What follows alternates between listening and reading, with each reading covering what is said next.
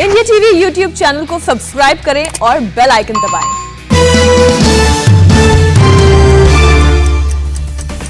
BJP ने राहुल गांधी पर बोला हमला, किसानों की फर्जी तस्वीर सोशल मीडिया पर डालने का आरोप लगाया। बीजेपी प्रवक्ता संबित पात्रा ने कहा, राहुल भ्रम की राजनीति कर रहे हैं, दूसरे के कंधों पर रखकर बंदूक चलाना राहुल की आदत बनी। राहुल गांधी ने आज ट्वीट की थी किसानों की तस्वीर, लिखा डटा है, निडर है, इधर है भारत भाग्य विधाता।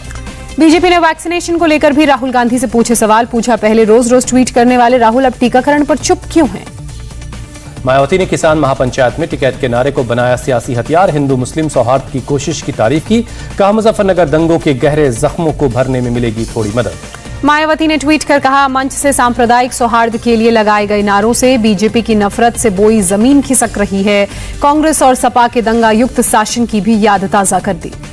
महापंचायत के दौरान राकेश टिकैत ने लगवाए अल्लाह अकबर और हर हर महादेव के नारे, कहा पहले भी लगते थे, नारे आगे भी लगते रहेंगे। मुजफ्फरनगर में किसान पंचायत के बाद केंद्रीय मंत्री संजीव बालियान का टिकैत पर हमला, कहा किसान नेता राजनीति में आना चाहते हैं तो उनका स्वागत है। राकेश टिकैत ने दिया केंद्रीय मंत्री संजीव बालियान को जवाब, कहा हमें राजनीति में नहीं आना, सरकार से हमारी बात ही करवा दे।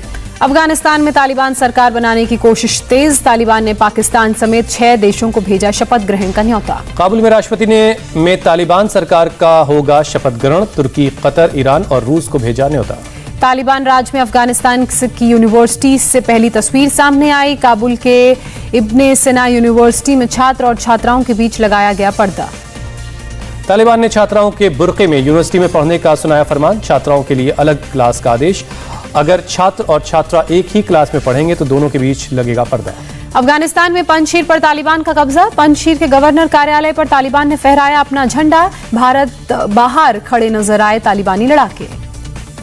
गवर्नर कार्यालय पर झंडा फहराने का तालिबान ने मनाया जश्न, तालिबान के लड़ाकों ने नारेबाजी की। पंजशीर पर कब्जे के बाद तालिबान के प्रवक्ता का बयान, कहा पंजशीर के लोगों के साथ नहीं होगा कोई भेदभाव। तालिबान के प्रवक्ता ने ट्विटर पर बयान जारी कर पंजशीर पर जीत का दावा किया, कहा भाड़े के दुश्मनों पर पूरी तरह जीत हासिल हुई। रेजिस्टेंस फोर्स ने अभी पंजशीर घाटी में रणनीतिक रूप से अहम ठिकानों पर मौजूद होने का किया दावा, तालिबान के खिलाफ लड़ाई जारी रखने का लिया संकल्प। अपने नेताओं के छिपने के बाद रेजिस्टेंस फोर्स ने पंजशीर घाटी में सीज फायर की पेशकश की, रेजिस्टेंस फोर्स को पहुंचा है भारी नुकसान। रेजिस्टेंस फोर्स ने तालिबान को दिया फॉर्मूला, कहा पंजशीर से वापस लौटे तालिबान, रेजिस्टेंस फोर्स सैनिक कार्रवाई से रहेंगे दूर। अब पूरी पंजशीर घाटी तालिबान के शिकंजे में, सभी 8 जिलों पर कब्जा। पंजशीर की सड़कों पर नजर आए तालिबान के कमांडो, गाड़ियों के मूवमेंट की निगरानी करते दिखे। अफगानिस्तान के पूर्व उपराष्ट्रपति अमरुल्लाह सालेह पंजशीर छोड़ तजाकिस्तान भागे, रेजिस्टेंस फोर्स ने दी जानकारी। अमरुल्लाह सालेह के घर पर तालिबान ने हेलीकॉप्टर से किया हमला, घर पर बरसाए बम।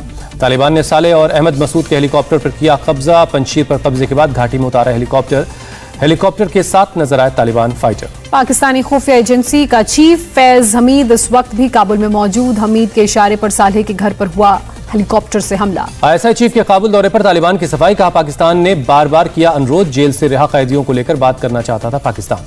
अफगानिस्तान के एक सांसद का दावा, पाकिस्तान के ड्रोन ने पंजशीर घाटी में रेजिस्टेंस फोर्स के लड़ाकों के ठिकाने पर गिराए बम। अहमद मसूद भी पंजशीर में किसी सुरक्षित ठिकाने पर छिपे, एक दिन पहले तालिबान से बातचीत की पेशकश की थी। अहमद मसूद को लेकर गुस्से में तालिबान एक गुट रेजिस्टेंस फोर्स के विद्रोहियों को देना चाहता है सजा। अफगानिस्तान के पंजशीर में अहमद मसूद का बड़ा झटका, तालिबान के साथ जंग में रेजिस्टेंट फ्रंट के प्रवक्ता फहीम दश्ती की मौत। अहमद मसूद का अहम सहयोगी था Fahim Dashti, National Resistance Front of Afghanistan ने सोशल मीडिया पर की फहीम दश्ती की मौत की पुष्टि। पंजशीर की लड़ाई में एक और अहम लड़ाका जनरल अब्दुल वदूद मारा गया, रेजिस्टेंट फोर्स को एक और बड़ा नुकसान। अफगानिस्तान में फिर महिलाओं का प्रदर्शन, अपने लिए मांगे अधिकार। फिर दिखा तालिबान का खुखार चेहरा, 8 महीने की प्रेग्नेंट पूर्व महिला पुलिस ऑफिसर बानो निगार की हत्या, गोर प्रांत में हुई वारदात। यूएन के अंडर सेक्रेटरी जनरल मार्टिन ग्रिफ्थिस से मिला मुल्ला बरादर, काबुल में विदेश मंत्रालय में हुई मुलाकात। मुल्ला बरादर से मुलाकात के बाद बोले मार्टिन, अफगानिस्तान को यूएन का सहयोग जारी रहेगा। तालिबान ने मजार शरीफ से रोकी फ्लाइट, 4 विमानों में अमेरिकी यात्री और कई लोग सवार, तालिबान के लड़ाके नहीं दे रहे हैं विमान उड़ाने की इजाजत। अमेरिकी विदेश मंत्री ब्लिंकन और रक्षा मंत्री लॉर्ड ऑस्टिन खाड़ी देशों के दौरे पर रवाना, अफगानिस्तान से फौज की वापसी के बाद खाड़ी में सहयोगी देशों को अकेला नहीं छोड़ने का देंगे भरोसा। जर्मन चांसलर एंजेला मर्केल ने तालिबान से बातचीत के दिए संकेत, कहा जर्मनी की मदद करने वाले अफगान नागरिकों को निकालने के लिए बातचीत की जरूरत। पश्चिम बंगाल में नेता प्रतिपक्ष शुभेंदु अधिकारी आज सीआईडी के सामने पेश नहीं होंगे, बॉडीगार्ड सुब्रत चक्रवर्ती के संदिग्ध हालात में मौत के मामले में सीआईडी ने भेजा था समन। कलकत्ता हाईकोर्ट से बीजेपी नेता शुभेंदु अधिकारी को राहत, बॉडीगार्ड की मौत मामले में सीआईडी को कोई सख्त कदम उठाने को नहीं कहा।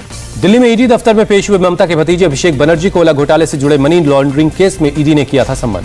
ईडी दफ्तर जाने से पहले अभिषेक बनर्जी ने कहा, मैं जांच का सामना करने के लिए तैयार हूं, ईडी ने बुलाया तो आऊंगा। कांग्रेस के पश्चिम बंगाल के सीएम ममता बनर्जी के खिलाफ कोई उम्मीदवार उतारने की उम्मीद नहीं है। 30 सितंबर को भवानीपुर उपचुनाव के लिए होगा मतदान।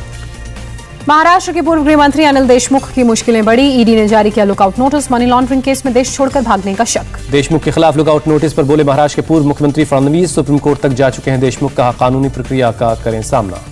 लखनऊ में यूपी बीजेपी महिला मोर्चा की बैठक शुरू, समापन समारोह को संबोधित करेंगे सीएम योगी। दिल्ली में शिक्षा मंत्री धर्मेंद्र प्रधान के घर के बाहर एनएसयूआई का प्रदर्शन, आईआईटी जेईई मेंस में धांधली के खिलाफ नारेबाजी। नीट परीक्षा 12 सितंबर को ही होगी, सुप्रीम कोर्ट के एग्जाम टालने की याचिका को खारिज किया। यूपी के पूर्व राज्यपाल अजीज कुरैशी के खिलाफ केस दर्ज, रामपुर के सिविल लाइंस थाने में मुकदमा दर्ज हुआ, मुख्यमंत्री योगी आदित्यनाथ के खिलाफ आपत्तिजनक टिप्पणी की थी। केस दर्ज होने के बाद अजीज कुरैशी की सफाई, कहा मैंने किसी व्यक्ति के खिलाफ नहीं दिया कोई बयान, सरकार के खिलाफ बोलने का मुझे संवैधानिक अधिकार। अजीज कुरैशी ने कहा, मैंने आजम खान के समर्थन में शांतिपूर्ण तरीके से प्रदर्शन करने को कहा था, सरकार ने आजम के साथ गलत किया। बीजेपी नेता आकाश सक्सेना ने अजीज कुरैशी के खिलाफ रामपुर के सिविल लाइंस में दर्ज की शिकायत, कड़ी कार्रवाई किए जाने का जताया भरोसा। रायबरेली में पीएम मोदी के खिलाफ अपमानजनक शब्द कहने वाले एसपी विधायक मनोज पांडे के खिलाफ मामला दर्ज, एक शख्स ने विधायक के खिलाफ शिकायत की थी, मनोज पांडे के बयान का वीडियो वायरल हुआ। सुप्रीम कोर्ट से यूपी के बाहुबली विधायक मुख्तार अंसारी को झटका, सुरक्षा की मांग वाली याचिका खारिज। सुप्रीम कोर्ट ने मुख्तार अंसारी की पत्नी को हाई कोर्ट में याचिका दाखिल करने के लिए कहा है, हाई कोर्ट को भी तेजी से सुनवाई करने के निर्देश। याचिका में पत्नी ने मुख्तार की जान को खतरा बताया था। जावेद अख्तर को शिवसेना का जवाब, सामना में लिखा, आरएसएस और तालिबान की तुलना करना ठीक नहीं, आरएसएस की विचारधारा तालिबानियों जैसी होती तो देश में 3 तलाक के खिलाफ कानून नहीं बना होता। नीतीश राणे का जावेद अख्तर पर अटैक, चिट्ठी लिखकर कहा, तालिबानी राजदूत की तरह उनकी विचारधारा को हिंदू धर्म के साथ तुलना करके महिमा मंडित किया। मुंबई में जावेद अख्तर के समर्थन में भीम आर्मी, अशोक कुंबले ने दिया विवादित बयान, कहा आरएसएस और बीजेपी के लोगों की तालिबानी प्रवृत्ति। झारखंड विधानसभा में नमाज के लिए कमरा आवंटित करने पर गरमाई सियासत, बीजेपी विधायकों ने विधानसभा परिसर में किया प्रदर्शन। बीजेपी विधायकों ने झारखंड विधानसभा स्पीकर से अपना फैसला वापस लेने को कहा, सरकार पर दबाव डालने के लिए हनुमान चालीसा का करेंगे पाठ। मुंबई में आज मुस्लिम समुदाय के बुद्धिजीवियों से मिलेंगे संघ प्रमुख मोहन भागवत, शाम 6 बजे होटल लीला में होगी मुलाकात। मेरठ में किसानों की गुंडागर्दी, सेवाया टोल प्लाजा को फ्री करवाया, टोल प्लाजा में लगे 10 लाख की कीमत के सेंसस तोड़े। वडोदरा अवैध धर्मांतरण केस में बहुत बड़ा खुलासा, सरकार को बदनाम करने के लिए रची गई साजिश। ब्रिटेन में रहने वाले भारतीय मूल के एक शख्स पर अकेले 80 करोड़ रुपए की फंडिंग का आरोप, यूपी एटीएस ने कुछ दिनों पहले दिव्यांगों के अवैध धर्म परिवर्तन के रैकेट का किया था पर्दाफाश। 9 सितंबर को होगा ब्रिक्स देशों का शिखर सम्मेलन, सूत्रों के हवाले से खबर, इस साल भारत संभाल रहा है ब्रिक्स की अध्यक्षता की जिम्मेदारी। हिमाचल प्रदेश के हेल्थ केयर वर्कर्स के साथ पीएम मोदी ने किया संवाद, कहा 100 साल की सबसे बड़ी महामारी में हिमाचल बना चैंपियन, पूरा 18+ की आबादी का वैक्सीनेशन किया।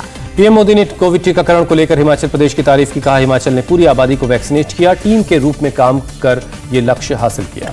प्रधानमंत्री ने किया दावा, जितने टीके भारत एक दिन में लगा रहा है वो कई देशों की आबादी से भी ज्यादा, देश में एक दिन में 1.25 करोड़ वैक्सीन लगाकर रिकॉर्ड बन रहा है। पीएम मोदी ने कहा हिमाचल में छोटी छोटी सुविधाओं के लिए संघर्ष किया, अब विकास की नई गाथा लिख रहा है। पीएम मोदी ने कहा हिमाचल प्रदेश ने वैक्सीन से जुड़ी अफवाह पर ध्यान नहीं दिया, पूरे प्रदेश का टीकाकरण गवाही दे रहा है, लोगों से कोविड गाइडलाइंस का पालन करने को भी कहा। महाराष्ट्र में शिवसेना और कांग्रेस में तकरार, मुंबई चिड़ियाघर में पेंगुइन की देखभाल के लिए 15 करोड़ के टेंडर जारी करने पर खड़े किए सवाल, पेंगुइन है आदित्य ठाकरे का ड्रीम प्रोजेक्ट। कोल्हापुर में स्वाभिमानी शेतकरी संगठन ने निकाली पंचगंगा नदी की परिक्रमा यात्रा, राजू शेट्टी ने की बारिश से प्रभावित किसानों को मुआवजा देने की मांग। राजू शेट्टी ने पंचगंगा नदी में जल समाधि लेने की चेतावनी दी थी, आज मुंबई में सीएम उद्धव ठाकरे से करेंगे मुलाकात। मुंबई में राष्ट्रीय पोषण अभियान में शामिल हुई केंद्रीय मंत्री स्मृति ईरानी, योजना के लाभार्थियों से बातचीत की। देश में पिछले 24 घंटे में कोरोना के करीब 39,000 नए केस मिले, 219 मरीजों की जान गई। केरल में पिछले 24 घंटे में कोरोना के 26,701 नए मामले सामने आए, 74 लोगों ने दम तोड़ा। करीब 6 महीने बाद फिर से खुला जवाहरलाल नेहरू विश्वविद्यालय कैंपस, पीएचडी के फाइनल ईयर के छात्रों को एंट्री, 72 घंटे पुरानी आरटीपीसीआर रिपोर्ट दिखाना जरूरी। गुवाहाटी में आज से खुले स्कूल और कॉलेज, मास्क लगाकर क्लास करते दिखे स्टूडेंट्स, कोविड प्रोटोकॉल का सख्ती से करना होगा पालन। अमेरिका में हुए स्टडी से खुलासा, फाइजर की वैक्सीन लगने के करीब 6 महीने बाद 80% लोगों में खत्म हुई एंटीबॉडी। शिमला जिले में भीषण लैंडस्लाइड, ज्योरी इलाके में गिरे पहाड़, NH5 हुआ प्रभावित। शिमला जिले में लैंडस्लाइड से जान माल के नुकसान की खबर नहीं है, शिमला प्रशासन ने मौके पर रामपुर के एसडीएम को तैनात किया। दिल्ली के कुछ इलाकों में हल्की बारिश, मौसम विभाग ने जारी किया बारिश का येलो अलर्ट। हफ्ते के पहले दिन दिल्ली के कई इलाकों में भारी ट्रैफिक जाम। अक्षरधाम के पास NH24 पर रेंगती नजर आई गाड़ियां। दिल्ली पुलिस ने सुकेश चंद्रशेखर 200 करोड़ की रंगदारी केस में 4 और लोगों को गिरफ्तार किया। एक्ट्रेस लीना समेत 5 की आज कोर्ट में पेशी। बिहार के सिवान में पुलिस का अजब गजब, पर्स में बम की खबर मिलने के बाद पत्थर मारकर किया चेक। पत्थर मारने के बाद पुलिस वालों ने पर्स की चेकिंग की। पुलिस की जांच के दौरान पहुंचा पर्स का मालिक। नोएडा पुलिस ने गाजियाबाद पुलिस और दिल्ली पुलिस के साथ खेड़ा इलाके में चलाया ऑपरेशन प्रहार 2। 22 संदिग्धों को हिरासत में लेकर पूछताछ जारी। अपनी ही पार्टी के पूर्व विधायक की अवैध प्रॉपर्टी पर चला योगी आदित्यनाथ का बुलडोजर। बुलंदशहर में सुंदर सिंह लोधी की कब्जे की गई जमीन को खाली करवाया गया। 32 करोड़ की जमीन पर सुंदर सिंह लोधी और उनके परिवार का कब्जा था। गोदाम और पार्किंग के लिए किराए पर दी गई थी जमीन। कर्नाटक के कलबुर्गी में भारी बारिश के बाद बाढ़ का खतरा। भीमा नदी में 13,000 क्यूसेक पानी छोड़ने के लिए सोना बैराज के गेट खोले गए। ब्लू सिटी के नाम से मशहूर जोधपुर में दीवारों पर बनी पेंटिंग ने दिलाई अलग पहचान। पर्यटकों को लुभा रही है नीली दीवारों पर पेंटिंग्स, राजस्थानी संस्कृति को प्रदर्शित करती हैं। अफ्रीकी देश गिनी में सैन्य तख्ता पलट। सेना ने राष्ट्रपति को हिरासत में लिया। सरकार को भंग करने का ऐलान किया। इस्तांबुल के पायलट ने सुरंग में ही उड़ा दिया प्लेन। 44 सेकंड से भी कम वक्त में फ्लाइट ने 2.26 किलोमीटर की दूरी तय कर बनाया रिकॉर्ड। वायरल हुआ हैरान करने वाला ये वीडियो। ओवल टेस्ट में भारत की पकड़ मजबूत। आज भारत को जीत हासिल करने के लिए 10 विकेट की दरकार। इंग्लैंड जीत से 291 रन दूर। चौथे दिन का खेल खत्म होने तक इंग्लैंड ने बिना नुकसान के 77 रन बनाए। हसीब हमीद 43 और रोरी बर्न्स 31 रन बनाकर नाबाद है। ब्राजील और अर्जेंटीना के बीच world cup football qualifying match पर टूटा कोरोना का कहर। 7 मिनट बाद रोका गया मैच। कोरोना पॉजिटिव होने के बावजूद खेल रहे थे अर्जेंटीना के 3 खिलाड़ी। अर्जेंटीना के खिलाड़ियों को ब्राजील से भेजा गया वापस। कोरोना के बावजूद मैच खेलने वाले खिलाड़ियों के खिलाफ लगेगा जुर्माना।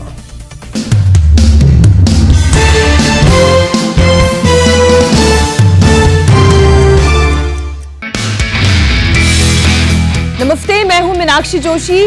वीडियो और खबरों से अपडेट रहने के लिए India TV YouTube channel subscribe करें। बेल आइकन दबाना ना भूलें। जुड़े रहें इंडिया टीवी के साथ।